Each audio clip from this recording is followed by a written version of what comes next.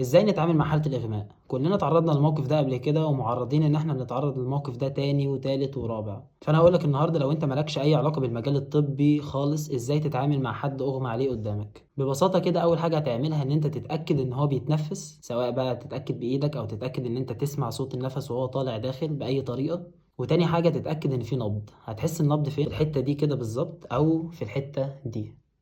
لو لقيت مفيش نفس ومفيش نبض طبعا تجري تتصل بالاسعاف في اسرع وقت. طيب دلوقتي اتاكدت ان هو بيتنفس وان في نبض، ايه اهم حاجه المفروض اعملها؟ اهم حاجه في الشخص اللي مغمى عليه ان الدم يفضل يوصل للمخ، فما ينفعش الشخص اللي مغمى عليه ده تخليه يقعد او تخليه يبقى نايم دماغه فوق ورجله تحت. لا اما تخلي الشخص اللي مغمى عليه ده نايم مستقيم كده، لا اما ترفع له رجله، ولو رفعت له رجله ده الاحسن ليه، لان الدم ساعتها هيتدفق اكتر للمخ وممكن تلاقيه مره واحده فاق لوحده. فمجرد بس ان انت ترفع رجله لمده دقيقه واحده ممكن تخليه فوق. طيب لو ما فاقش معايا المفروض اعمل ايه تاني؟ اول حاجه ما ينفعش